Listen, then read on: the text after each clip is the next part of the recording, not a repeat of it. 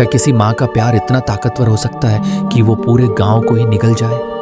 या फिर ये एक ऐसा श्राप था जो एक गंधर्व कन्या के बच्चे के जन्म के साथ ही हजारों जिंदगियों को हमेशा के लिए गायब कर गया? आज हम आपको एक ऐसे रहस्यमय गांव की कहानी सुनाएंगे जो एक बच्चे की पहली किलकारी के बाद हमेशा हमेशा के लिए खामोश हो गया। ये कहानी है गंधार ग्राम की, एक ऐसी जगह जिसका नाम शायद आपको इतिहास की किसी किताब में न मिले, लेकिन हिमालय की वादियों में आज भी इसकी कहानियां गूंजती हैं। ये एक ऐसी लोक कथा है जो हमें ये सवाल पूछने पर मजबूर कर देती है कि हकीकत और कल्पना के बीच की लकीर आखिर कितनी धुंधली हो सकती है। हिमालय की गोद में दुनिया की नज़रों से कहीं दूर एक गांव बसा था, गंधार ग्राम। कहते हैं कि ये गांव आम इंसानों का नहीं बल्कि गंधर्वों के वंशजों का था। गंधर्व जिन्हें स्वर्ग का संगीतकार माना जाता है, जिनके संगीत में पूरे ब्रह्मांड को मोह लेने की शक्ति होती है। गंधार ग्राम के लोग भी ठीक वैसे ही थे। उनकी रगों में संगीत दौड़ता था और उनकी कला में एक अनोखा जादू था। ये गांव चारों तरफ से ऊंचे ऊंचे पहाड़ों और घने जंगलों से घिरा था, मानो प्रकृति खुद इसकी हिफाजत कर रही हो। यहाँ की सुबह चिड़ियों के चहचहाने से नहीं बल्कि गांव वालों के रियाज से होती थी। शाम ढलती तो हवा में वीणा और बांसुरी की धुनें घुल जाती थी। ऐसा महसूस होता था जैसे ये गांव धरती का नहीं बल्कि स्वर्ग का कोई टुकड़ा है जो गलती से यहाँ रह गया हो। यहाँ के लोग बाहरी दुनिया से बिल्कुल कटे हुए अपनी ही कला और संस्कृति में मग्न रहते थे। कई पीढ़ियों से ये गांव यहीं था, वक्त की धारा से एकदम अछूता, एक गहरी शांति में डूबा हुआ। पर कहते हैं ना इतना, हर शांति के बाद एक तूफान जरूर आता है, और गंधार ग्राम के लिए वो तूफान एक प्रेम कहानी बनकर आया।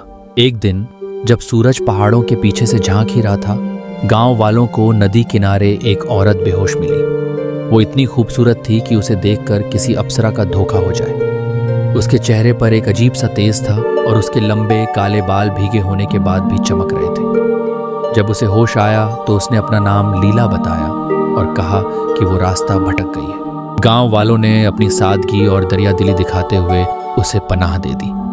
लीला की आवाज में शहद जैसी मिठास थी और जब वो बोलती तो लगता जैसे कोई कविता बह रही हो। वो जल्द ही गांव में सबसे घुल मिल गई, लेकिन उसकी आंखों में एक गहरा राज छिपा था, एक ऐसी उदासी जिसे कोई समझ नहीं पाया।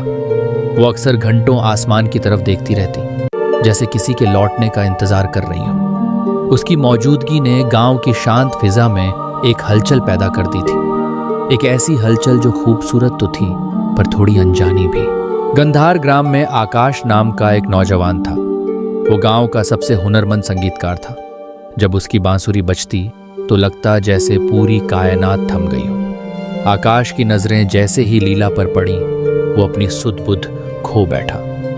दोनों की आत्माएं जैसे संगीत के धागे से बंधी थीं और उनका प्यार जल्द ही परवान चढ़ने लगा। उन्होंने किसी रस्म रिवाज की परवाह नहीं की, बल्कि एक दूसरे को ही अपना जीवन साथी मान लिया। ये एक गंधर्व विवाह था जो सिर्फ दो आत्माओं की रजामंदी से होता है। उनका प्यार गांव के लिए किसी जश्न जैसा था, लेकिन इसी प्यार के साथ रहस्य और भी गहरा होता जा रहा था। कुछ महीनों बाद लीला के गर्भवती होने की खबर आई और पूरे गांव में खुशी की लहर दौड़ गई। लेकिन ये कोई मामूली गर्भ नहीं था। लीला के गर्भवती होते ही गांव में अजीब अजीब घटनाएं होने लगी। बेमौसम फूल खिलने लगे, रात के अंधेरे में आसमान पर इंद्रधनुष दिखने लगा और हवा में हर पल एक अनसुनी मीठी धुन गूंजती रहती। ऐसा लगता था मानो स्वर्ग के गंधर्व खुद आने वाले बच्चे का स्वागत कर रहे हों। गांव के सबसे बुजुर्ग ज्ञानी ने चिंता जताते हुए कहा, ये बच्चा साधारण नहीं है, ये धरती और स्वर्ग का मिलन है। इसके जन्म से एक ऐसा पर्दा उठेगा जो या तो हमें स्वर्ग ले जाएगा या हमेशा के लिए मिटा देगा। लेकिन खुशी में डूबे गांव वालों ने इस चेतावनी को अंधविश्वास समझकर नजरअंदाज कर दिया। उन्हें अंदाजा भी नहीं था कि उनकी यही भूल उनके वजूद पर ही सवाल खड़ा कर देगी। और फिर वो रात आई, अमावस्या की वो रात जब आसमान में घना अंधेरा छाया था, लेकिन गंधार ग्राम के ठीक ऊपर आसमान एक अजीब सी रोशनी से जगमगा रहा था। तेज हवाएं चल रही थीं, पर उनमें धूल नहीं बल्कि फूलों की महक थी। बादलों की गड़गड़ाहट की जगह एक दिव्य संगीत सुनाई दे रहा था। लीला प्रसव पीड़ा में थी और पूरा गांव सांसें थामे उस बच्चे के जन्म का इंतजार कर रहा था। जैसे ही आधी रात हुई बच्चे ने जन्म लिया, लेकिन वो रोया नहीं। उसके मुंह से संगीत की एक मधुर लहर निकली, एक ऐसा सुर जो पूरे गांव में गूंज उठा। और उस सुर के गूंजते ही आंखें चौंधिया देने वाली एक तेज सफेद रोशनी ने पूरे गांव को अपनी चपेट में ले लिया। रोशनी इतनी जबरदस्त थी कि दूर पहाड़ों पर बैठे तपस्वियों ने भी उसे देखा और उनकी आंखें चकाचौंध हो गई। कुछ पलों के लिए सब कुछ एकदम शांत हो गया। जब रोशनी छांटी तो वहां कुछ भी नहीं था। गंधार ग्राम गायब हो चुका था। न कोई खंडहर, न कोई निशान, न राख का एक कण। जमीन ऐसी सपाट और खाली थी जैसे वहां सदियों से कुछ था ही नहीं। पूरा का पूरा गांव अपने हजारों लोगों, घरों और संगीत के साथ बस हवा में गायब हो गया था। पीछे रह गई थी तो सिर्फ एक अनसुलझी पहेली और उस बुजुर्ग की कही बात जो अब एक डरावना सच बन चुकी थी। सदियां बीत गईं, लेकिन गंधार ग्राम का रहस्य आज भी कायम है। ये कहानी पीढ़ी दर पीढ़ी सुनाई जाती है और इसके गायब होने पर कई थ्योरीज सामने आती हैं। कोई पक्का सबूत तो नहीं है, पर ये थ्योरीज हमें उस रात हुई घटना के बारे में सोचने पर मजबूर करती है। पहली थ्योरी कहती है कि लीला एक गंधर्व कन्या थी जिसे किसी वजह से स्वर्ग से निकाल दिया गया था। एक दिव्य प्राणी का एक आम इंसान से शादी करना और बच्चे को जन्म देना शायद देवताओं के नियमों के खिलाफ था।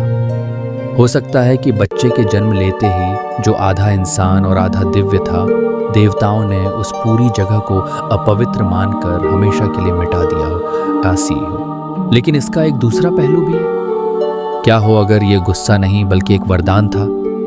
शायद उस दिव्य बच्चे के जन्म ने गंधर्व लोक का दरवाजा खोल दिया हो और पूरा गांव, जो असल में गंधर्वों का ही वंश था, अपने असली घर यानी स्वर्ग में वापस लौट गया हो। वो गायब नहीं हुए, बस हमारी दुनिया की नजरों से ओझल हो गए। दूसरी थ्योरी एक पुराने श्राप की तरफ इशारा करती है। पौराणिक कथाओं में देवताओं और असुरों की दुश्मनी हमेशा से रही है। हो सकता है कि किसी असुर ने गंधर्वों से बदला लेने के लिए लीला या उसके वंश को श्राप दिया हो। श्राप ये हो कि अगर उसका बच्चा धरती पर पैदा हुआ तो वो जगह एक मायावी लोक या एक अलग डायमेंशन में हमेशा के लिए कैद हो जाएगी। बच्चे के जन्म ने उस श्राप को एक्टिवेट कर दिया और पूरा गांव एक ऐसे आयाम में चला गया जहां वक्त और जगह का कोई मतलब नहीं है। वो आज भी वहीं हैं, उसी रात में जी रहे हैं, लेकिन हमारी दुनिया से पूरी तरह कटे हुए। तीसरी थ्योरी पौराणिक कथाओं से हटकर विज्ञान के दायरे में झांकती है। क्या हो अगर गंधार ग्राम किसी प्राकृतिक वर्महोल या स्पेस टाइम पोर्टल के मुंह पर बसा हो? वो दिव्य संगीत, वो अलौकिक रोशनी, क्या वो किसी दूसरे आयाम के खुलने के संकेत थे? हो सकता है कि बच्चे के जन्म से निकली ऊर्जा ने उस पोर्टल को चालू कर दिया हो और पूरा गांव पलक झपकते ही ब्रह्मांड के किसी दूसरे कोने या किसी और डायमेंशन में पहुंच गया हो। ये सुनने में किसी साइंस फिक्शन फिल्म जैसा लगता है ना? लेकिन जब रहस्य इतना गहरा हो तो हर संभावना पर सोचना जरूरी हो जाता है। अब आप सोच रहे होंगे कि ये कहानी किस किताब में मिलेगी। सच तो ये है कि गंधार ग्राम और उसके गायब होने की ये कहानी किसी भी पक्के ऐतिहासिक या पौराणिक ग्रंथ में दर्ज नहीं है। यह एक लोक कथा है, एक किंवदंती जो हमें कल्पना और असलियत के रहस्यों पर सोचने पर मजबूर करती है।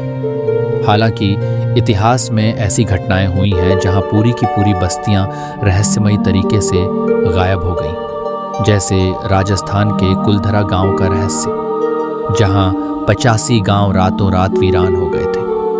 गंधार ग्राम की कहानी भी हमें उन्हीं अनसुलझे सवालों के घेरे में खड़ा कर देती है, जहां तर्क खत्म होता है और रहस्य शुरू होता है। अब आपकी बारी। आपको इन 3 थ्योरीज में से किस पर सबसे ज्यादा यकीन होता है? क्या ये देवताओं का गुस्सा था, किसी असुर की माया, या फिर स्वर्ग में वापसी? अपनी राय हमें नीचे कमेंट्स में जरूर बताइए। अगर आपको ये रहस्यमयी कहानी पसंद आई तो वीडियो को लाइक करें, शेयर करें और हमारे चैनल को सब्सक्राइब करना न भूलें, ताकि आप ऐसी और भी अनसुनी कहानियों का हिस्सा बन सकें। और हाँ, कमेंट में रहस्य कभी खत्म नहीं होते, लिखना मत भूलिएगा। गंधार ग्राम की कहानी हमें याद दिलाती है कि इस ब्रह्मांड में कुछ राज ऐसे हैं जो शायद कभी नहीं सुलझेंगे। वो गांव आज भी कहीं मौजूद है, किसी और आयाम में संगीत की धुनों के बीच जी रहा है, या बस एक कहानी बनकर हवा में घुल चुका है। इसका जवाब शायद वक्त की परतों में ही कहीं दबा है। अगली बार तक रहस्यों की दुनिया में खोज जारी रखें।